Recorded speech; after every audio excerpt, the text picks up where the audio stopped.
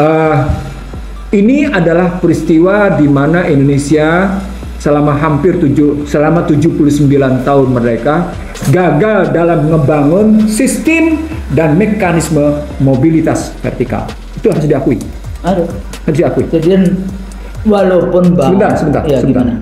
Walaupun pendidikan pernah dijadikan ajang sebagai sarana untuk mobilitas vertikal, tapi ternyata karena Husnul bilang pendidikan gagal dalam perspektif remedi, maka pendidikan pun gagal dalam membangun mobilitas vertikal. Kenapa? Karena tanpa kejelasan ijazah saja Anda bisa jadi wapres.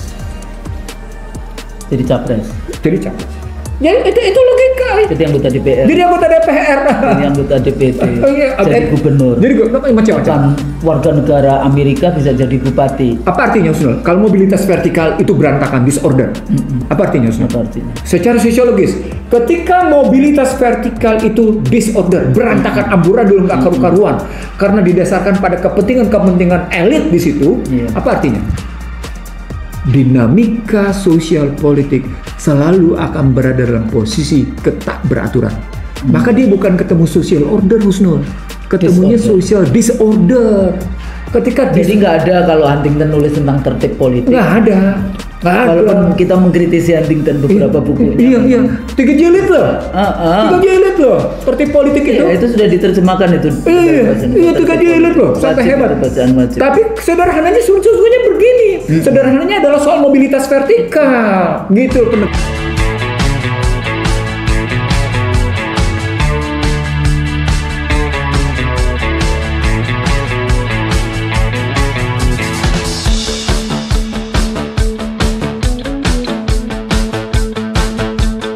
Bismillahirrahmanirrahim. Assalamualaikum warahmatullahi wabarakatuh.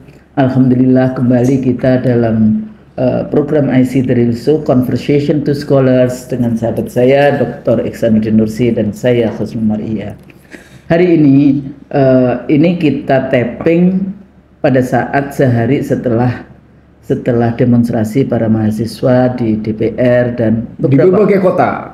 Di berbagai kota. Jadi saya dapat kiriman dari Makassar, dari Semarang, dari ITB, dari Bandung, dari Yogyakarta gitu. Bahkan rektornya katanya hari itu kuliah ditiadakan kayak gitu. Sebenarnya rektor UGM itu cuma satu. Jujurlah ijazahnya itu gimana, itu aja. Nggak usah yang kemana-mana kayak gitu, nggak usah bikin propaganda atau apa yang membuat seperti itu. Satu aja. Terus, itu kontribusi kepada bangsa dan negara yang paling tidak dimasukin ke lab. Iya. Untuk diperiksa kertasnya. Ya itu terus kawan-kawan kita yang di MK ada yang menangis, Bang. Menangis yang kayak gitu ya. Tapi beginilah, bukankah kalian dulu yang memang mendukung? Dari mulai mobil SMK. Terus pakai baju kotak-kotak, iya kan? Pilgub itu kan baju kotak-kotak. Sampai kemudian Pilpres 2014, Pilpres 2019. Ya, bukankah kalian yang berada di sana dan membuli-buli kita yang selalu berpikir kritis? Nah, kalau sekarang tahu-tahu kemudian muncul. Ya alhamdulillah kalau bukan kita mau ngiring enggak. Alhamdulillah pakailah itu panggung untuk taubat. Masya Allah. Loh ya iya dong. Kalau selama ini kan juga menggunakan media. Jadi dia harus taubat nasuhannya juga dengan media. Apa yang sudah terjadi. Tapi bagi kami yang memang selalu berpikir merdeka, berpikir insya Allah dalam kerangka sirotol mustaqim gitu ya, yang kita katakan yang hak itu hak dan benar itu benar, dan insya Allah kita bisa istiqomah menegakkan kebenaran. Insya Allah kita mungkin tidak perlu yang harus menggunakan panggung-panggung yang hari ini sudah diisi oleh kawan-kawan kita. Monggo panggung dilanjutkan. Kami juga sudah punya panggung dari kapan-kapan kayak gitu kan. Jadi itulah ininya. Jadi kalau ada yang bertanya, kok nggak ini? Nggak usah diajarin, kita sudah ini. Nah, oleh karena itu Bang, hari ini saya pakai Kuning. Ini jas UI ya, bukan Golkar ya, atau bukan the yellow jacket yang dari New York kayak gitu ya. Kalau New York kan kriminal ini UI. Tapi ini bukan UI yang mahasiswa. Jas ini saya dibuatkan oleh UI pada saat struktural menjadi ketua program pasca sarjana ilmu politik dan program pasca sarjana ilmu hubungan internasional dari UI waktu itu. Makanya agak sedikit kekecilan karena waktu itu masih kurus ya. Hanya 25 years ago. Saya tadi buka-buka yang mana ya? Sekali-kali karena Bang seringkali netizen itu kalau bertanya atau apa nulis kayak gitu dipikirnya kita ini orang yang nggak ada kerjaan kayak gitu kan, sehingga ibu ini bapak ini nyinyir terus karena belum dapat jabatan. Halo, kami itu para pengajar. Bang Mursi itu masuk juga di kelas saya S2 S3 ya ilmu politik kayak gitu kan. Dan kami bukan job seekers. Bukan job seekers karena apalagi power hunters. Karena kami itu sudah yakin betul dengan rukun iman qadha dan qadar. Bahwa jabatan kita semua manusia itu sudah dicatat, dibuatkan oleh Allah 50.000 tahun sebelum bumi dan langit diciptakannya, dan ada catatannya di Sidratul Muntaha. Untuk apa menjadi penjilat hanya untuk jabatan kayak gitu kan? Oleh karena itu yang sebetulnya ini untuk diri kita ya, untuk diri kita sendiri di dalam mengingatkan. Jadi kalau membaca kemarin Bang, anak-anak kita, kayak saya sedih ini kan persoalannya kalau udah mahasiswa saya berada di jalanan, kemudian rezim itu menggunakan aparatus negara untuk ransacking mereka. Ketua BEM UI tangannya kan katanya kena pembatas tol, sobeknya besar sekali, itu videonya viral. Ya itu anak kita juga, anak Via dari Fakultas Ilmu Administrasi yang dulu visit juga. Ya, jadi ini juga sedih, beberapa BEM yang dari UNJ kayak gitu ya, di beberapa yang kita kenal. Saya selalu mengatakan hati-hati, tapi nggak cuma sekarang, dulu di 98 pada saat mahasiswa kita juga berangkat ke DPR, saya coba mengatakan kalau di depan kalian itu ada tank, nggak usah sok tahu kalian berada di depannya tank. Kalau tanknya jalan, kalian kelindes mati kayak gitu ya, dalam konteks itu. Kalau ada tank di depan saya, di depan kalian, masuk ke gedung-gedung DPR itu, ya kan? Jangan sampai ada Tiananmen Square di negeri kita. Waktu itu kan 98 ya, Tiananmen Square kan sebelumnya kayak gitu ya, 10 tahun sebelum. Terus ada lagi yang senior menulis gitu ya, menulis mengatakan keberhasilan 98 kenapa cepet? Halo, 98 itu bukan kemudian cuma 98. Iya. Bang Nursi sejak kapan berjuang? Jadi 74 kalau eranya si siapa namanya yang dokter itu di UI masih dulu perlawanan terhadap kapitalisme. Kemudian ada yang tadi saya ngomong, saya kan 79 masuk di UI, itu sudah dikerjain juga kan untuk demo di DPR. Ya iyalah 77 78 kita masih ingat apa yang terjadi, tapi saya belum masuk ke mahasiswa Kampus Kuning dan menduduki DPR juga kan dulu. Terus 80-an, terus kasus Priok kayak gitu kan. Terus 90-an, baru 98 Soeharto turun itu. Jadi perjuangan 98 itu bukan cuma 98. Panjang itu ceritanya. Itu juga panjang. Artinya apa yang selalu saya ingatkan? Berjuang itu jangan terlalu berpikir hasil. Yang paling menarik tahu nggak dari 98? Apa? Menutup pelang selamat datang di kampus perjuangan Orde Baru. Itu tidak terlupakan. Bagaimana kita ngedesainnya di sebuah kantor pemerintahan. Iya. Maaf ya. Desainnya ini kita nostalgia sedikit. Kita ngerancang jadi kantor pemerintah. Nanti kita bikin begini. Pas kita mau ngerubuhin, banyak mobil parkir. Gimana cari? Tutup. Termasuk dulu kayaknya Bang Akbar deh yang ke Salemba ditimpukin telur busuk kayak gitu ya, walaupun Bang Akbar adalah lulusan dari Fakultas Teknik FTUI kayak gitu ya, tapi waktu itu menteri pemuda, masih ingat banget itu saya. Terus waktu tentara masuk itu 80 berapa ya? Tentara masuk kemudian rengseking ini kita pada mahasiswa pada berada di bawah meja itu juga terjadi kayak gitu kan. Terus sempet nggak dulu di Koran Salemba, Bang? Nggak. Di Koran Salemba. Koran Salemba itu juga sangat terkenal kan di dalam konteks ini. Terus juga ada kita mogok yang namanya semua kelas itu dikunci di Grendel, nggak boleh kuliah kayak gitu. Ada juga nggak taunya di Sydney University pernah kayak gitu. Jadi ada satu hari strike, seluruh kampus Australia itu strike. Lah saya kan kepingin lihat sebagai aktivis kayak gitu ya, tumben ini ada strike kayak gitu. Saya diberhentiin loh, ditanya mau kemana? Enggak, saya mahasiswa S3 di sini, PhD student, and I would like to know. Karena saya juga aktivis dulu waktu di kampus di Indonesia. Baru kemudian saya dibiarkan untuk jalan di kampus itu. Dilarang gitu tuh mahasiswa ini. Kita lagi strike. Harus turun ke jalan. Nggak strike, bener-bener nggak boleh kayak gitu. Nah, jadi itu sedikit nostalgia. Sementara mahasiswa yang kasihan hari-hari ini, ya walaupun kita selalu kan kalau ada gerakan mahasiswa selalu dikatakan siapa yang nunggangin, ditunggangi oleh siapa, itu bahasa rezim itu. Selalu kan mahasiswa ditunggangin dan sebagainya. Ya nggak apa-apa, silakan aja. Tapi bagi mahasiswanya sendiri, Anda juga harus jujur, Anda ditunggangin atau Anda betul-betul dari kolbu. Karena kalau saya tanya ke mahasiswa saya kan lagu UI kan diganti tuh. Mars UI-nya. Kalau dulu kan genderang UI. Terakhirnya kan membela Ampera kan. Nah, genderang UI membela Ampera. Saya tanya, ada yang tahu di sini Ampera itu apa? Apa Bunda? Loh, di kelas Ampera nggak tahu.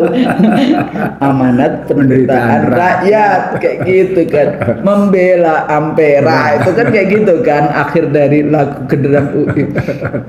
Jadi banyak sekali yang nostalgia, bukan nostalgia, romantisism di dalam kita sebagai aktivis. Tapi hari ini tentu saja yang ya beberapa kita membacanya. Jadi kalau ini dalam rangka kita membacanya, Bang Nursi. Jadi kalau kita lihat misalnya kenapa jadi urusan undang-undang pilkada? Ya kan? Sebetulnya masalah bangsa yang selama ini. Jadi kembali tolong dilihat apa video-video yang 150-an video di IC The Real Show di YouTube IC The Real Show di channel kita.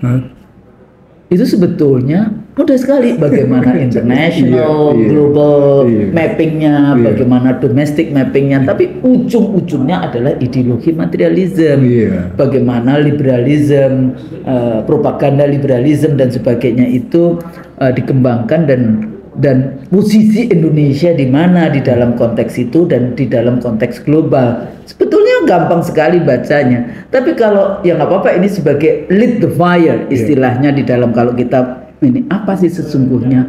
Ini cuma puncak saja. Makanya kemarin ada kawan yang mengajak untuk ikut tanda tangan dia agar KPU sebagai mantan KPU untuk KPU. Saya bilang masalah Indonesia bukan masalah KPU itu masalah itu sendiri kayak gitu ya. Kalau kemarin cepat sekali wakil presiden dia tanda tangani, dia bahkan belum diubah PKPU-nya sudah disetujui, sudah diterima pendaftarannya. Nah kalau sekarang kenapa menjadi ragu kayak gitu kan putusan dari MK. Jadi untuk apa kayak gitu di dalam konteks ini? Karena kita tahu akar dari persoalan bangsa ini yang selalu kita katakan ada leadership, ada rezim otoriter, ada eksploitasi yang terlong-parlong dari ekstrativisme resources, ada kerakusan dari para rezim, ada nepotism. Nah, lari-larinya adalah authoritarianism. Legalism, pakai tambahan authoritarian, legalism karena menggunakan pasal-pasal dari konstitusi sampai regulasi sampai perpu sampai peraturan menteri ya untuk kepentingan sekelompok kecil elit di Indonesia. Elit bisnis. Ya, kemudian nanti disebut kong kali kong, persekongkolan jahat yang Bang Nursi selalu mengatakan unholy alliances, persekutuan yang busuk itu unholy, ya nggak suci kayak gitu ya. Dalam konteks itu. Jadi Bang, kalau kita lihat banyak skenario, ini skenario siapa yang bikin? Nggak usahlah kita uar-uar, tapi ya bagian chaos ini masih ada rentetannya, apakah masih mau 3 periode, apakah masih mau sampai 2027. Cepet amat bacaannya. Cepet enggak, maksudnya itu kan kita sudah bahas. Iya. Jadi silakan di Pak Nursi memulai untuk membaca. Iya. Jadi Iqra bismi rabbika. Jadi dalam rangka itu mudah-mudahan ini memberikan kemudian mengurai. Jadi so what can I do, what can we do di dalam konteks menyelesaikan berbagai persoalan bangsa. Karena kalau nggak bisa baca, bagaimana kita mengurainya? Ya tugas dari scholars biasanya membacakan, ya kan, membacakan supaya ini nanti menjadi referensi untuk langkah-langkah berikutnya, baik bagi negara, bagi rezim yang berkuasa, maupun bagi gerakan-gerakan mahasiswa di Republik kita yang tercinta ini. Gimana Bang? Mulai dari mana? Kita mulai dari yang makro dulu ya. Iya. Nanti baru masuk ke perilaku. Perilaku. Makro pertama adalah sejak Undang-Undang Dasar 1945 dijungkir balikan menjadi Undang-Undang Dasar 2002 yang mereka sebut sebagai Undang-Undang Dasar 45, sebagaimana dikukuhkan oleh dekret dan kemudian diperkuat lagi oleh DPR 22 Juli 59 itu. Maka pada hakikatnya Indonesia sudah terkalahkan. Yeah. Di era Soeharto dari 65, 66 sampai dengan 98, sesungguhnya Indonesia belum terkalahkan secara penuh. Yeah. Hal-hal menyebutnya liberal setengah hati. Yeah. Selalu. Atau liberal malu-malu. Iya, nah, kan kayak gitu kan, kapitalisme malu-malu, liberal malu-malu. Iya, betul. Kan dulu dipakai malu-malu. Malu-malu, ya. Nah, jadi setelah reformasi di hijack habis. Apalagi setelah konstitusinya diubah habis. Artinya Pancasilanya udah disingkirin. Sudah disingkirin. Betul. Jadi artinya saya mencoba sekali lagi Husnu gini, saya mencoba, ini juga omongan kita di tayangan kita sebelumnya, mencoba mencari definisi apa yang dimaksud dengan sebuah negara kalah atau sebuah negara menang dalam sebuah pertempuran. Dan video terakhir kita bicara negara gagal. Negara gagal. Nah, artinya ketika kita ngambil dalam kayak gitu, maka sejak Undang-Undang Dasar 2002 sesungguhnya Indonesia terkalahkan sudah. Total terkalahkan. Yeah. Kenapa? Karena tadi Husnu udah bilang. Husnu sudah bilang ideologinya sudah dikentutin. Jangan pakai bahasa itu, ideologinya di rubbishing gitu ya. Udah bahasa kayak gitulah. Iya. Jadi sudah dikalahkan habis. Regulasinya sudah ngikut kemauan. Pihak luar, pihak pemodal. Kemudian undang-undang lainnya sudah habis-habisan begitu kena, ya. Nah, kalah dia di situ. Nah, ini terminologi pertama dari cara Amerika melihat kemenangan, victory, istilah mereka. Jadi istilah mereka bukan sekedar the winners, bukan sekedar pemenang, tapi victory. Iya, victory di situ. Nah, itu terminologi. Selain kemudian mereka berhasil menduduki wilayah, mereka berhasil mempengaruhi orang, mereka itu indikatornya. Tapi kata kunci pertama adalah ketika sebuah negara ideologi dan regulasinya sudah mengikuti kemauan mereka, maka sesungguhnya negara itu sudah kalah. Negara itu sudah kalah. Dan itu sudah terjadi lewat yang namanya bagaimana kita mengubah Undang-Undang Dasar 2000 dan sejumlah regulasi sebagaimana kita sebutin berkali-kali sebelumnya pada talk-show kita sebelumnya. Sudah. Nah, ketika itu terlaksana, maka sesungguhnya fondasi yang sudah dibangun itu harus lebih diperkokoh. Satu, materialismenya ini harus lebih diperkokoh, tata ruangnya harus lebih didaya gunakan sedemikian rupa. Jadi fondasinya diperkuat, tata ruangnya harus dibangun gitu sedemikian rupa. Dekornya, interior dekornya harus benar, eksterior dekornya harus benar, harus sesuai dengan kemauan. Artinya apa? Agenda lebih lanjutnya adalah agenda untuk mewujudkan materialisme itu tanpa lagi punya lawan. Nah, di sini kelihatan dari sejumlah perundang-undangan. Saya misalnya sudah sejak awal menggugat Undang-Undang 20 nomor tahun 2001 22 tahun 2000. Tentang apa itu? Itu tentang migas, lalu tentang listrik, lalu tentang berikutnya tentang penanaman modal, lalu tentang Asian Charter, lalu tentang sumber daya air, lalu tentang cover, macam-macam. Sampai ya pokoknya mining apa semua, kayak gitu semua. Ya. Dan itu juga misalnya dilakukan Muhammadiyah misalnya, itu kan masuk di air. Lalu juga migas misalnya, yang hingga hari ini undang-undang itu tidak pernah diselesaikan. Dan tidak juga diganti. Dan malah kemudian tetap jadi tidak ada yang namanya kekuatan memaksa untuk melakukan perbaikan. PGRI waktu itu BHP, undang-undang BHP iya, yang namanya komersialisasi pendidikan itu melanggar konstitusi. Iya. Tapi kan sekarang sudah dijalankan. Lah UI nggak ada rekrutmen PNS itu kan karena BHMN. Iya, artinya dari sana sesungguhnya dia menunjukkan pondasi-pondasi itu diperkokoh dengan tata ruang. Saya kan terus terang boleh dibilang tersentak dengan istilah Husnul education as a remedy, gitu kan? Itu sebenarnya karena kita menyadari bahwa sesungguhnya penjungkir balikan ideologi dan sejumlah regulasi itu hanya bisa diselesaikan dengan pendidikan sesungguhnya. Tetapi karena pendidikan dalam perspektif keteladanan tidak ada. Lalu kemudian interaksi sosial atau dinamika sosial politik ekonomi juga berantakan, nggak karu-karuan, amburadul istilah kita, social disorder, yang kemudian akan menuju nanti dalam konstitusi sekarang bisa menuju pada social disobedience yang kita sudah bilang duluan, akan ada constitutional disobedience dan sudah kejadian, gitu ya maksudnya. Bahkan sudah bilang, jangan-jangan nanti ada political disobedience. Jadi kayak DPR itu paham nggak sih dia sebetulnya kalau di dalam konstitusi atau undang-undang MK yang mengatakan bahwa final dan mengikat 24 itu kan berarti DPR semua sudah melanggar konstitusi. Constitutional disobedience. Nah, itu maksudnya saya memberikan contoh yang tadi Pak Nursi mengatakan constitutional disobedience. Nanti saya akan ceritakan bagaimana kemudian constitutional disobedience yang dilakukan oleh lawmaker. Iya. Artinya dua pihak, legislator and eksekutif. Iya, karena di Indonesia selalu undang-undang itu dibuat oleh presiden bersama DPR atau DPR bersama presiden. Itu harus difahami, makanya kenapa saya selalu mengatakan ketua MK yang iparnya presiden itu akan 100% konflik of interest. Karena dia mengatakan, oh saya tidak konflik of interest, artinya Anda nggak paham. Iya, nggak bisa dihindari itu. Kalau sudah sampai pada posisi konflik kepentingan itu nggak bisa dihindari. Nah, sekarang kalau sudah sampai pada posisi constitutional disobedience, pertanyaan berikutnya ini akan khusus dalam menjawab, maka sebenarnya sampai di sini kan ini constitutional disobedience terjadi pertama adalah keputusan Mahkamah Agung yang menyetujui soal usia. Jadi riwayatnya, artinya ada pihak yang menggugat. Kita tidak peduli siapa yang menggugat, nggak ada urusan, karena kita tidak mau masuk di substance.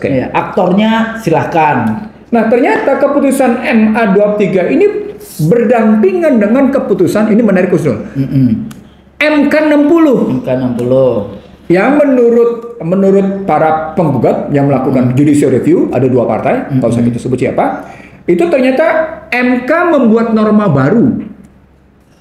Norma barunya adalah partai yang tidak ada dalam legislator boleh mencalonkan dengan syarat itu tidak termasuk. Tapi MK itu sering lo begitu. Ini bukan yang pertama ya, beberapa kan kayak gitu.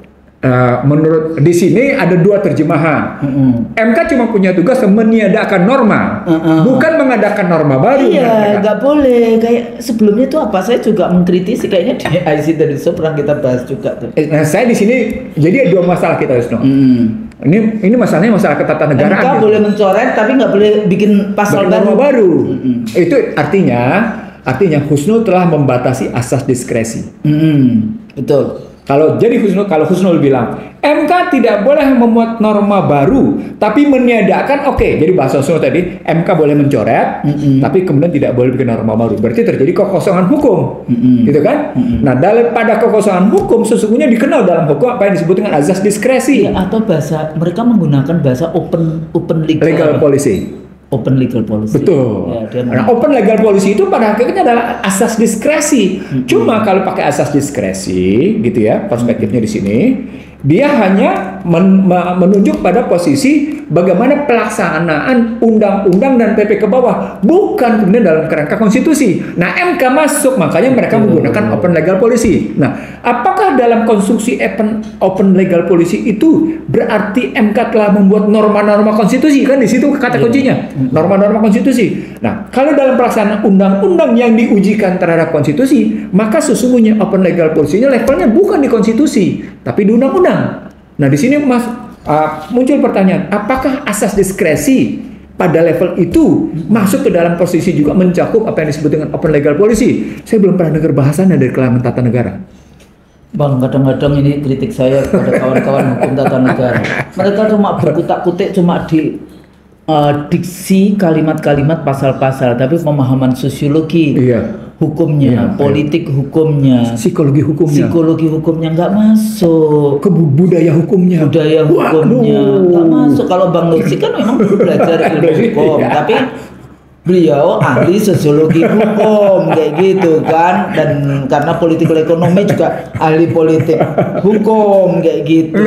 Kawan-kawan kita enggak. Gini, Husnul, saya mau bilang kenapa ngomong kayak gitu. Dan yang dipakai hukum tata negara melulu kayak gitu, nggak pernah ngundang yang political scientist. Apa artinya? Apa itu? Di sini saya teringat, Masya Allah, saya bersyukur saya pernah menjadi asistennya Purnadi Purbacaraka.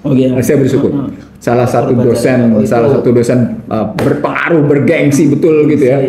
Saya diajak ke Pancasila, saya diajak ke UKI gitu sama almarhum itu. Saya bersyukur di situ. Apa artinya? Karena Purnadi ngajarnya filsafat hukum, maka suka tidak suka saya harus belajar sosiologi hukum. Saya harus belajar yang namanya ekonomi hukum. Saya harus bicara budaya hukum, saya harus bicara psikologi hukum, saya harus bicara perbandingan hukum. Coba sampai kayak gitu, menarik itu. Saya harus belajar karena saya harus terkadang menggantikan Purnadi duduk di belakang. Profesornya nonton. Nanti kayak cerita itu dong antara sopir dan profesor itu. Kan cerita dosen yang satu profesor sendiri. Ini menarik, ini cuma intermezzo. Jadi dia suruh itu karena sangat seringnya supirnya ngikutin profesor, terus gimana kalau dia. Jadi dia yang ngasih kuliah. Habis itu kan ada pertanyaan, masa kamu bertanya nggak bisa? Itu supir saya bisa menjawab. Padahal yang terdiri profesor adalah yang duduk yang dikatakan sebagai supir. Nah, maksudnya saya juga gitu dulu menjadi asistennya Profesor Miriam Budiharjo, Insya Allah ya, sama Profesor Nazaruddin Samsudin. Dari semester 5 itu udah jadi asisten kan, sudah diajak, sampai diajarkan juga yang namanya tingkah laku politik. Jadi misalnya hati-hati kalau kamu pergi ke lembaga ini, karena lembaga ini itu tautannya dengan ini, ya. Nah, sebenarnya tahu nggak yang lembaga di Tanah Abang itu? Beliau itu sampai nggak pernah pergi ke sana. Jadi sampai datang aja nggak pernah. Karena dia takut diasosiasikan dengan lembaga itu. Di lembaga ini. Miriam loh. Beda dengan Pak Budiharjonya ya. Jangan disamakan kayak gitu. Dia cuma menikmati sebagai. Tapi itu saya belajar juga tuh buku ilmu politiknya. Iya, dasar-dasar ilmu. Artinya apa? Akhirnya saya selalu berhati-hati gitu loh ya. Misalnya diajak yang kasus KM50, diajak pergi ketemu presiden. Saya berpikir kalau nanti orang kan cuma memotret aja, ya kan, tidak mengikuti apa yang kita sampaikan kepada presiden. Lah selama ini kita misalnya menjadi scholar yang kritis terhadap istana, terus ada fotonya, kira-kira gimana? Nah jadinya enggak, silahkan aja. Saya mau sedikit merespon Husnul. Saya menemukan banyak sekali kaum kritis di Amerika dari universitas ternama itu memang menjadi sayap kanan Gedung Putih. Oh gitu. Jadi mereka tidak dimusuhi. Itulah. Mereka tidak dimusuhi. Tapi menariknya itu dipakai jadi untuk memperbaiki kepentingan jadi betul. National interest. Iya. Bahkan saya ketemu Husnul, saya merinding Husnul ceritanya. Dalam kerangka saya menulis Pahara Bangsa, saya menemukan sejumlah buku yang tidak ditemukan kota penerbitnya, tapi ternyata bisa menjadi rujukan Gedung Putih dalam rangka memperbaiki kebijakan yang menarik nggak? Menarik nggak? Iya. Artinya begini, mereka tipikal open minded betul gitu loh. Cara kalau kita udah di blacklist, Bang. Betul. Dan itu yang bahkan untuk jadi pembicara di Bintek yang Depdagri yang bikin aja kita udah di blacklist. Gak boleh udah. Di TV kita di blacklist. Udah habis gitu, udah. Itu nggak masalah. Enggak, bagi kita nggak masalah. Tapi tadi kan menunjukkan bagaimana di dalam konteks negara dia memikirkan yang namanya kepentingan nasional. Apa kepentingan nasional di situ? Apa? Tegaknya ideologi mereka, Husnul. Dia membutuhkan pemikiran yang hebat. Kalau teorinya Hegel antara yang tesis dan antitesis sehingga muncul sintesa. Iya. Di situ saya ngambil contoh begini, Husnul. Kita pernah ngebahas di beberapa talkshow kita sebelumnya tentang roadmap to freedom for the good and the economic society. Itu Stiglitz bukunya. Buku 2024 yang luar buku terbarunya. Loh, dia masih tetap berpikir tentang peta jalan menuju kebebasan bagi baiknya masyarakat dan perekonomian. Padahal basisnya liberal. Coba. Basisnya liberal persoalannya. Roadmap to freedom kan kalimatnya berarti kan liberal. Padahal dalam cara berpikir liberal, di sana berpikir begini, mereka bilang liberalism is mental disorder. Kan dahsyat itu. Coba kebayang nggak bagaimana perdebatan pemikiran itu demikian tajam gitu dan biasa-biasa aja. Nah, di Indonesia nggak bisa begitu, Husnul. Tadi misalnya Husnul bilang kita dinyinyirin terus. Iya nggak apa-apa juga dinyinyirin. Apa gitu. Nggak usah dibaca aja kalau kita nggak kuat. Atau kita just ini apa namanya time consuming. Udah. Bismillah, insya Allah kita doakan aja. Mudah-mudahan yang suka nulis-nulis seperti itu coba dipelajari. Kadang-kadang sebetulnya ini ada yang menarik kemarin. Kita disuruh wawancara mengundang Pak siapa yang Kiai bukan Kiai ulama yang dari Husin itu loh. Oh, Omar Hussein. Imran Hussein. Iya, berkali-kali saya disuruh juga berkali-kali Imran Hussein. Tapi saya juga mengikuti karena beliau itu political scientist. Iya. Yang dari Kairo tapi dia juga ahli apa ya? Eskatologi Islam. Kemudian Islam yang kayak gitu. Menarik juga. Bahkan dia ngebahas surat Ar-Rum itu dalam perspektif yang menarik. Yang menarik. Perspektif yang menarik. Dia tafsir menarik dari Ar-Rum di dalam Ar-Rum kayak gitu, dan termasuk juga perang Ukraina dengan Rusia. Yang sudah kita bahas di situ. Sudah. Dan ternyata tidak jauh berbeda. Itu kita belum mendengarkan videonya. Artinya begitu Imran Hussein ngomong, kita udah ngomong duluan, cuman dia pakai ayat apa Ar-Rum gitu. Sebetulnya ya kita juga mau pakai ayat. Cuma kan kita kajiannya bukan kajian kalam. Iya. Nah, balik lagi ke constitutional disobedience. Nah, ketika pemerintah dan DPR melakukan constitutional disobedience, pertanyaan berikutnya, tadi kan kita bilang MK melakukan apa yang disebut dengan open legal policy dan asas diskresi yang menurut saya sesungguhnya itu soal biasa-biasa saja karena nanti benturannya terhadap yang namanya filosofinya, benturannya terhadap ideologinya. Itu makanya kemudian kita bicara tentang Amerika. Sepanjang dalam kepentingan ideologi mereka menegakkan biasa-biasa aja itu mereka bilang sepanjang tidak bertentangan dengan ideologi mereka. Itu poinnya. Itu contohnya. Contoh sederhana misalnya ketika mereka mengizinkan bagaimana Cina di satu sisi mengekspor fentanyl atau kentamin, tapi di sisi lain Amerika melarang bagaimana Cina membeli high bandwidth memory tree misalnya, kan menarik tuh. Jadi close open circuit ekonominya terbuka, close open economic politik itu kelihatan gitu di situ. Itu dalam rangka ideologi mereka. Jadi untuk tegaknya ideologi mereka memperjuangkan apapun, itu menariknya kata kuncinya. Jadi walaupun kita misalnya saya sangat mengkritisi bagaimana negara Republik Indonesia itu connecting pembangunannya dengan OBOR atau BRI, Belt Road Initiative. Kan OBOR dianggap sudah negatif, jadi diganti oleh Jinping menjadi BRI kayak gitu, Belt Road Initiative. Kita dikonekkan kan pembangunan itu 100 lebih MOU-nya Indonesia dengan Jinping kayak gitu ya. Tapi di satu sisi Jinping ini mikirin negaranya, national interest dari negara Cina, mikirin 1,5 miliar penduduknya. 1,43 sekian. Iyalah. 1,4 sekian miliar penduduknya.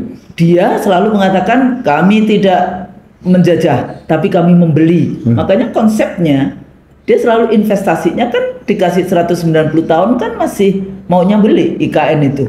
Dijual ke Cina yang nggak laku, dijual ke Singapura nggak laku, mau dijual kemana lagi ya dalam konteks itu. Nah, cara pandang kepentingan nasional ini kan dia bisa lesson learn. Cina gimana, Amerika bagaimana. Amerika tentu dengan kroninya ya, dengan sekutunya yaitu Eropa ya. Dengan kita Indonesia di mana posisinya kalau tadi bicara tentang national interest? Tegaknya ideologi. Ya ideologi, ya rakyatnya, wilayahnya, ya lautnya. The dignity of people. Dignity of the people. Itu di mana? Kita posisinya di mana? Nggak peduli kan itu. Yang penting anak saya bisa jadi, mantu saya bisa jadi, ya ponakan saya bisa jadi, ipar saya bisa jadi. Bagaimana? Kita balik lagi sekarang. Kalau tadi kita dapetin open legal policy itu kata dikunci oleh persoalan selama tujuan untuk menegakkan konstitusi, fine. Itu fine. Karena artinya kalau sejumlah ahli tata negaranya bilang nggak bisa, MK tidak boleh melahirkan norma baru, tidak boleh ada selama ini kalau open legal policy menguntungkan Anda terima. Itu kan misalnya, terus dibuat ininya akademik argumennya kayak gitu. Giliran tidak sesuai dengan Anda tolak, nggak begitu dong. Terus bikin chaos. Iya, nggak bener dong, jangan begitu dong mikirnya. Terus bikin wamakaru. Iya. Jadi ya wamakaru itu kalau Anda merekayasa wamakarallah, Allah akan balas rekayasa. Oke, yang pertama, bagaimana open legal policy atau azas diskresi terjadi dalam struktur ketatanegaraan, terutama dalam konteks undang-undang terhadap undang-undang dasar. Lalu kemudian kita buka ketika yang terjadi constitutional disobedience, pertanyaan berikutnya, siapa yang bisa menyelesaikan? Nah, kalau konflik lembaga negara dinyatakan diselesaikan oleh MK, sekarang MK sendiri yang berkonflik dengan yang namanya lawmaker. Itu gimana? Siapa yang menyelesaikan? Ada jalan keluarnya?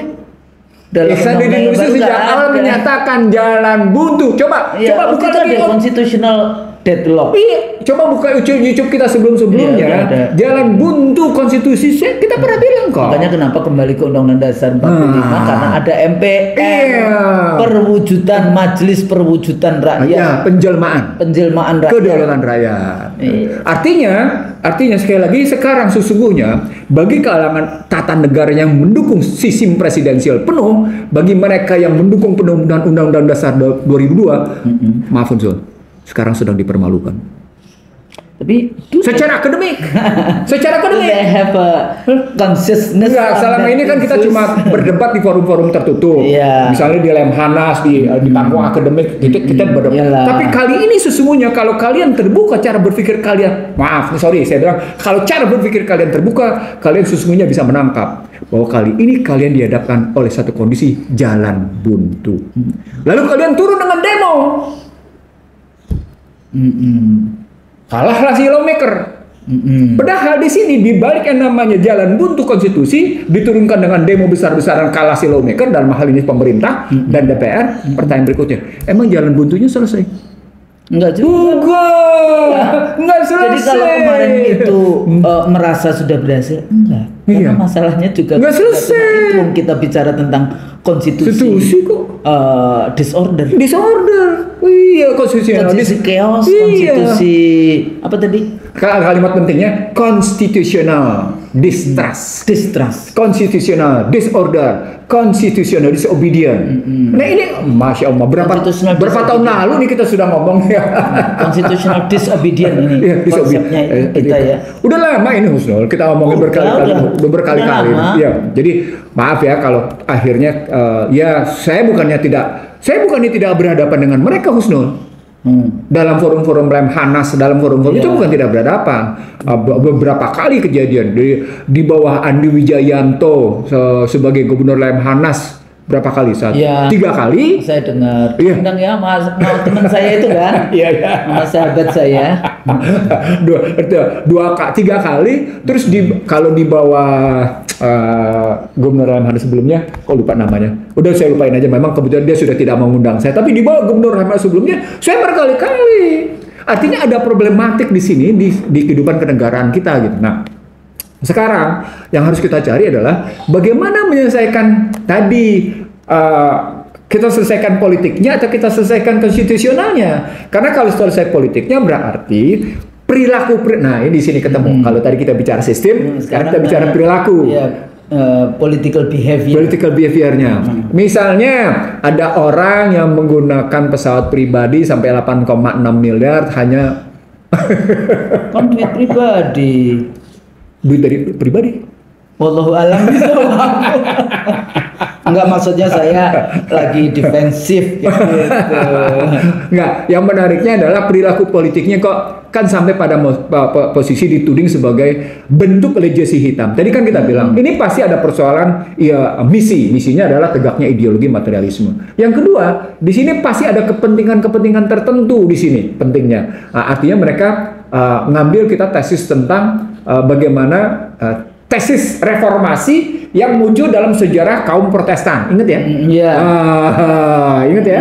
Bagaimana orang kaya berhadapan dengan negara, bagaimana orang kaya berhadapan dengan rumah ibadah, gereja. Ya, dalam Protestantism, jadi itu the separation between state and church. Muncullah the ethic Protestan, the ethic of the spirit capitalism. Max Weber. Iya, Max Weber. Di sini kan kelihatan gitu ya, kalau ngambil tesis Weber ya selalu mengatakan modernisme agama harus ditinggalkan. Kemudian negara, the separation Protestantism, the separation between state and church. Tapi pada saat yang sama Protestan ethics-nya di dalam kapitalisme dipakai. Jadi artinya moral ethics agama itu walaupun kau mau jadi sekuler tetap aja ada. Karena itulah referensi. Satu, yang kedua, di situ bukti manusia butuh agama. Manusia butuh agama. Makanya kalau John Locke selalu mengatakan bahwa jangan serahkan kekuasaan kepada ateis, karena ateis itu tidak punya limitation. Sementara yang punya agama paling tidak dia ada limitation dari firman-firman Allah. Nah, di situ perbedaan materialisme. Yang menarik nih, kalau sampai sini perdebatan materialisme seru antara materialisme liberalisme di situ, sama materialisme sosialisme di situ, sama ada lagi ketemu di sini materialisme religious system. Gitu. Jadi kalau tadi kita bahas materialisme religiusism yang dari konsep misalnya yang barat tadi ya, yang Protestanisme, Weber sendiri masih walaupun dia mengatakan modernisme itu pisahkan agama. Jadi agama itu nggak boleh ikut di dalam modernisme, itu konsepnya konsep gampang. Karena total liberalismenya gitu. Makanya modern nation state itu pada dasarnya adalah sekularisme. Betul. Jadi kalau kita lihat dari ini, itu jelas memisahkan antara agama sama negara. Agama dan negara. Modern itulah modern state. Iya. Tapi pada saat dia berkapitalisme, makanya materialisme masih ada juga yang percaya dengan Tuhan kan, berarti dengan Kristen etik kita di Kristen etik ya, etik. The spirit of capitalism, the ethic of Protestant. Protestanism di dalam konteks itu. Nah ini juga. Nah ini sebenarnya saya pernah melakukan studi banding antara kekuatan Protestan dengan Katolik yang ada di Kongres. Menarik Kusno. Iya. Menarik itu menarik. Jadi ketika saya mencoba Yahudinya di sini. Iya pasti. Dan berada di atasnya. Makanya kita selalu kan Judeo-Kristianism di dalam konsep. Dia dijadikan di dalam satu. Itu kajiannya panjang tuh, Judeo-Kristianity. Wow, itu panjang itu. Panjang nanti kapan-kapan ya. Kita boleh, siapkan dengan. Boleh. Kita lebih ke arah peradaban kontestasi peradaban Judeo-Kristianism dengan Islam di dalam kehidupan ekonomi politik dan politik hari ini atau global politik hari ini. Itu bisa juga masuk di dalam konteks analisis kan. Kita bisa analisa kita kan terbuka. Oke, jadi tadi dua ya. Jadi pertama kita sudah bicara tentang ideologinya, lalu kemudian tentang ideologi kerjanya. Kan tadi ideologi itunya, ideologi puncaknya, ideologi lainnya, lagi ideologi kerjanya sudah kita lihat. Nah, pada posisi ideologi kerja dengan perilaku itu, pendekatan perilaku, muncullah demokrasi yang seperti ditulis dengan versus dinasti jadinya. Di sini muncullah konflik. Seperti keputusan MA23 dan keputusan MK60. Kenapa? Karena di berhadapan antara demokrasi dengan dinasti. Disinilah yang di blow up oleh banyak orang. Betul nggak sih? Jadi demokrasi versus dinasti ini yang di blow up oleh banyak orang. Mereka tidak pernah melihat bahwa beyond the democracy, sudah bilang project. Beyond the dynasty, apa coba? Apa? I'm the law, I'm the king. Iya, negara adalah saya. Apa bahasa Prancisnya? Lupa kita. Ya, bahasa Indonesianya negara adalah saya. Tapi itu dari bahasa Prancis. Iya, I'm the king, I'm the law gitu ya posisinya. Nah, Artinya ketika orang tidak melihat belum melihat beyond the democracy versus the dynasty adalah problem masing-masing nilai, kan berarti problematiknya orang cuma menganalisis kemasan, orang cuma menganalisis kosmetik, Husnul. Seperti sekarang saya lihat, Husnul pakai jaket kuning nih, wah apa nih? Orang cuma ngebahas kuningnya nggak benar nih Husnul, kuningnya bukan itu. Bukan itu. Nah, pakai teori komunikasi, we have to look the tacit and the implicit message. Jadi bukan explicit message-nya, tapi the tacit and the implicit message-nya. Betul. Itu yang mesti kita lihat. Jadi beyond the line, behind the line, between the line. Betul, between the line. Nah, itulah makanya ketika Joko Widodo disebut sebagai meninggalkan legacy hitam, dan legacy hitam itu adalah IKN, diikuti dengan yang namanya demokrasi versus dynasty. So mestinya kita mengetahui siapa yang sedang memainkan Indonesia. Kenapa kemudian itu muncul, misalnya kata-kata itu muncul dari Barat, bukan kata-kata yang muncul baru kemudian kita ikutan. Iya, ini permainan dinasti. So what gitu loh. Ngerti maksud saya? Iya. Jadi analisis perilaku kita sendiri, walaupun teman-teman adik-adik kita bilang, anak-anak kita bilang, ini king of lip service, misalnya gitu ya. Di sini king of liar misalnya. Liars. Itu tapi nggak cuma di Indonesia ya. Si Bush dulu dibilang juga jadi the liars. Jadi berapa jumlah apa? Kalau saya ngutip Amerika soal begitu banyak sekali. Banyak itu buku-bukunya. Aduh, banyak sekali. Dahsyat itu Husnul. Jadi kalau tapi nggak apa-apa, namanya mahasiswa itu kan juga selalu belajar. Biasa. Jadi kita yang jadi dosen ya bukan mengarahkan ya, apa namanya, ya mendidik kayak gitu ya. Nanti di kelas kita analisis lagi apa sebetulnya yang kalian lakukan di dalam konteks itu, visi misinya apa, kemudian apa tujuannya turun dan sebagainya. Karena apa? Karena diskurs itu nggak seperti zaman kita otoritarian dulu ya, karena kita kan dipaksa untuk berpikir kan. Bagaimana sekarang dianggap karena untuk kreatif, untuk baca, untuk masih ingat nggak dulu kita baca bukunya Harold Krauts saja kan dilarang, buku yang militer itu ya, Indonesian military itu kan dilarang. Kita banyak sekali buku-buku yang dilarang, tapi kita dapat fotokopian, kita bahas itu sehingga kita memahami sebagai aktivis. Kalau anak-anak sekarang kan mungkin dari media sosial yang itu pendek-pendek kayak gitu, nggak utuh di dalam cara berpikir. Makanya ya setiap generasi ada persoalan tersendiri dalam, apalagi kemudian materialisme. Kalau dulu tahu-tahu pimpinan mahasiswa diundang ke istana, pulang-pulang dapat waktu itu ada yang dapat apa ya? Pokoknya dapat yang kayak gini-gini lah. Terus ada yang dikirim, ngapain ngirimnya ke Cina misalnya? Loh, Cina itu kan nggak ada partai politik, nggak ada pemilu, kayak gitu loh. Tapi dikirimnya ke Cina. Partai-partai kita juga, belajar dari Cina. Apa? Cina itu belajar apa? Katanya Anda demokrasi, kenapa jadi perginya ke Cina? Komunis, nggak ada pemilu, nggak ada politbiro yang berkuasa, kayak gitu. Nggak naik kayak gini-gini. Kadang-kadang kita menutup mata. Oh ya, tapi dia berhasil dengan ekonomi. Anda pelajari dengan baik. Nah, ketika mereka bilang berhasil ekonomi, itu soal government effectivity, government effectiveness. Itu kalimat begitu, so. Tapi with authoritarian. Iya, balik. Artinya ketika Husnul bilang with authoritarian, itu kan berkaitan dengan istilah demokrasi. Ya.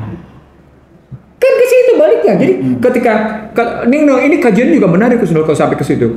Bagaimana Amerika sekarang harus mengakui keunggulan Cina dalam perspektif efektivitas pemerintahan. Ya, karena teman-teman ekonomi kan selalu kayak gitu. Saya bilang demokrasi is a mess. Jadi kalau Anda ikutin demokrasi itu pasti messy. Iya. Kenapa? Karena kita itu from the bullet to ballot. Gitu kan. Yang kalau di yang tadi authoritarian itu kan dengan bullet. Dengan senjata. Tapi di demokrasi dengan surat suara. Dari peluru ke surat suara, dari surat suara ke peluru. Begitu. Kayak gitu. Makanya di dalam demokrasi itu ya messy. Dan di dalam demokrasi jangan berpikir kita harus efektif pemerintah. Nggak ada dalam demokrasi efektif, itu nggak ada. Dan sekarang menariknya Husnul, kalau pakai terminologi Husnul, the bulletnya itu bukan pengertian timah panas. Bukan. bisa perempuan. Oh iya, harta takhta bisa jasa, bisa jabatan, bisa KPK. Jadi the ballot and the ballot, gitu ya, antara peluru dan surat suara. Itu Anda harus juga paham. The ballot itu, surat suara itu sendiri, jangan diterjemahkan betul-betul sebagai surat suara. Bukan, maksudnya ya perdebatan, maksudnya jadi kita menggunakan non-violence, excluding the use of force, istilahnya kayak. Nah, di situ dan partisipasi. Enggak, itu juga bisa dimaknai dalam bentuk misalnya bagaimana memfabrikasi tentang suara itu sendiri, dan kemudian bagaimana merekayasa ketenaran itu husnul. Merekayasa ketenaran media dengan melalui survei. Nah, itu maksudnya gitu loh. Jadi itu namanya propaganda. This not the namanya bukan survei untuk plebiscit demokrasi, tapi propaganda. Dan sampai di situ saya teringat bukunya nih, tadi karena saya bicara buku Harold Kraut, saya teringat bagaimana buku Joe Flanagan, buku langka berjudul Indonesia Law, Propaganda, and Terror. Wih, menarik kan? Bukunya saja sudah menarik. Lalu saya berpikir, kenapa dia mengkaji propaganda dengan teror ya? Tadi ternyata bagaimana sebuah komunikasi bisa direkayasa sedemikian rupa sebagai sebuah bentuk propaganda, tapi sekaligus juga bisa direkayasa sebagai bentuk teror. Gitu loh. Wih, dahsyat. Dan ternyata di terrorizing kita. Terrorizing. Jadi ada orang yang kemudian kita nggak tahu dari mana melalui propaganda lembaga survei. Setiap hari itu di packaging kayak gitu kan. Kalau yang namanya propaganda kan harus ada packagingnya, di packaging setiap hari ada di media, yang setiap hari terus di media dan sebagainya. Itu akhirnya itu meneror kita. Nah, itulah kemarin keberhasilan propaganda. Bukan the truth. Kalau kemarin, nih saya mau bilang nih Kak Isi dari Show, keberhasilan propaganda biru.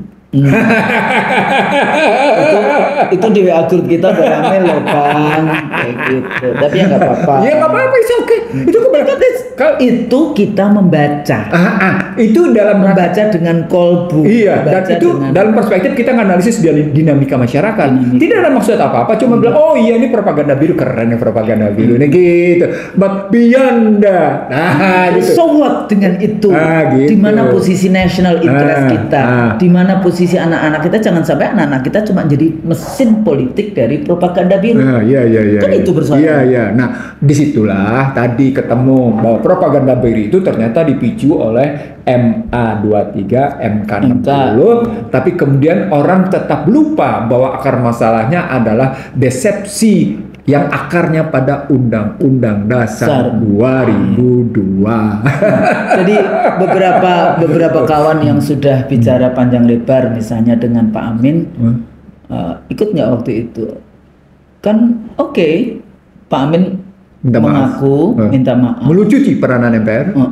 Tapi pada saat yang sama, ya Pak Amin tidak Pak Amin sendiri kan sebetulnya. Kalau di MPR itu ya 700-an orang itu yang harus bertanggung jawab. Jangan kemudian karena ini kan lembaga dan keputusan kan keputusan kolektif itu ya, majority rule yang seperti itu. Nah, tapi pada saat yang sama, yang menariknya kalau kemudian itu mungkin Pak Amin harus bicara secara terbuka bagaimana sebetulnya pressure, tekanan-tekanan yang diberikan, siapa yang bikin dan itu draft? Pak Amin belum pernah Kan kita membaca siapa yang bikin draft sebetulnya, bagaimana di DPR waktu itu dari satu meja ke meja yang lain itu terjadi, sampai yang paling saya sesalkan itu yang pasal 66A ayat 2 yang presiden orang Indonesia asli. Oh, diubah ya pasalnya. Ya itu. Ya. Tapi sebetulnya ada pasal lain yang aslinya itu belum sempat diubah. Kemungkinan itulah tangan Allah ya, qadarullah itu seperti itu kayak gitu. Qadarullah pun itu kemudian pada 10 Agustus 2002 masih mereka sebut Undang-Undang Dasar 45 yang telah diubah 4 kali ini adalah Undang-Undang Dasar 1945 yang ditetapkan 18 Agustus 1945 yang dikukuhkan oleh dekret Presiden 5 Juli 59 dan dipertegas lagi oleh DPR pada 22 Juli 1959. Apa poinnya? Kata-kata adalah Coba kita urai satu persatu item. Jadi unit analisisnya kita pretelin gitu. Ini unit analisis 4 perubahan, ini unit analisis konstitusinya sendiri, unit analisis dekretnya, unit analisis pengukuhan DPR masing-masing. Ini kita akan dapat terus menarik. Betapa sesungguhnya di situ terjadi Allah tentang mengasih tahu betapa kalian adalah perilaku-perilaku yang tidak istiqomah. Itu semua kali lagi. Tapi kalau mengingat ini ya, jadi bagaimana waktu reformasi di hijack, itu kan sebenarnya di hijack karena dibacak kayak gitu ya, dibacak itu seperti itu.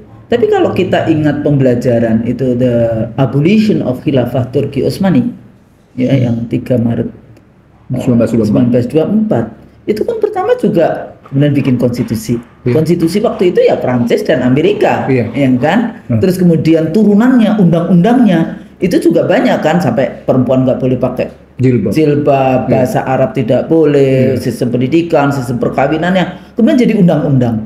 Nah, kalau tadi Bang Nursi mengatakan tentang bagaimana dari konstitusi, kemudian turunan undang-undangnya, siapa yang drafting undang-undang, saya masih ingat karena di awal-awal dulu kan saya juga masuk timnya pemerintah di dalam drafting undang-undang partai politik, pemilu dan susduk. Jadi kita bikin, tapi kan waktu itu ada Prof. Nazar di situ, Pak Amlan di situ, Pak Rosadi di situ, jadi ada 4 dan saya ya, 4 dari 9 anggota KPU yang berada di. Nah, kalau waktu itu kita nggak mau ada orang bule. Tapi kalau kita lihat NDI di situ, IDE Carter Foundation di situ. Kalau tadi juga mengatakan bagaimana Jimmy Carternya sendiri yang datang ke KPU waktu itu, saya termasuk yang mendampingi Ketua KPU Pak Nazar menerima Jimmy Carter dan istrinya. Jadi kan balik lagi kan Islam kompatibel dengan demokrasi. Itu di Indonesia. Di Washington gimana Bang? Nah, kalau itu aja panjang karena nggak maksudnya kan tadi juga masuk ke arah ternyata demokrasi won dari Islam ya. Jadi balik lagi ya, kalau kita bahas demokrasi itu banyak varian. Ya kan, demokrasi yang mana? Makanya saya selalu menantang, rebut tafsir Pancasila, bikin demokrasinya demokrasi Pancasila. Yang sila pertamanya adalah ketuhanan yang Maha Esa. Ya, di dalam konteks itu. Jadi ayo kita berpikir terus. Jadi kelompok-kelompok yang selalu dianggap, kita kan dianggap apa? Intelektual yang nyinyir, intelektual yang tidak. Ya, kita kan intelektual yang opusan dan sebagainya. Dan di Indonesia oposisi itu dianggap musuh persoalannya, dianggap lawan. Padahal oposisi itu ya cuma kita berbeda pendapat saja. Itu dia tidak paham tentang hidup sebenarnya tegak karena keseimbangan. Jadi so what Bang? Di dalam konteks jadi anak-anak kita ini bagaimana? Jadi sebetulnya masalahnya bukan undang-undang pilkada pasti tidak. Betul. Jadi balik terlalu cemen kalau kita berjuang untuk urusan itu. Artinya ketika kita tadi bicara ideologi kerja dan perilakunya, kita bersehingga dan ujung dari perilaku adalah besarnya. Itu berarti ketika kita bicara perilaku, terutama berkaitan dengan usia, maka pertanyaan kita, apa sih konsep bangsa ini tentang mobilitas vertikal? Menarik kan di situ kan? Ya. Apa sih konsep bangsa ini tentang mobilitas vertikal? Naik jenjang, artinya gini, apakah merit sistemnya? Iya, di situ. Atau nepotisme. Tetangga sebelah lebih maju loh soal ini. Oh iya, betul. Tetangga sebelah lebih maju soal merit based system ini. Tetangga sebelah lebih maju tentang mobilitas vertikal mereka. Iya, ada pathnya. Iya, ada jalurnya yang benar gitu. Kita karena kita ngacak-ngacak ideologi kita sendiri, ngacak-ngacak ideologi kerja kita sendiri, akibatnya menjadi kita berantakan dalam mobilitas vertikal. Bagaimana mungkin orang yang tidak pernah mengerti tentang karya kekaryaan bisa duduk pegang organisasi yang punya ideologi karya kekaryaan misalnya? Contohnya begitu gitu loh. Bagaimana mungkin orang yang tidak mengerti tentang dia nggak masuk ABG ya? Iya. Bagaimana mungkin orang yang tidak mengerti solidaritas dalam kehidupan bermasyarakat bisa menjadi ketua umum solidaritas Indonesia gitu loh? Padahal hidupnya tidak pernah punya gambaran solidar gitu. Bagaimana Anda tidak mengerti apa-apa di dalam, tidak punya track record ngurus ini ya, diskurs ngurus negara atau ini. Tapi juga kadang-kadang juga dipikir how far sebetulnya. Kalau dulu kan selalu ada tokoh Banana Republik, konsep-konsep yang namanya memang begini. Itu kan udah disiapkan, tapi disiapkan itu kayak clandestine kayak gitu kan. Jadi gini Mas Dul, ketika kita masuk ke dalam kajian itu, maka yang disebut dengan demokrasi mereka menyebut adalah mobilitas vertikal dengan persaingan. Mereka menyebut gitu.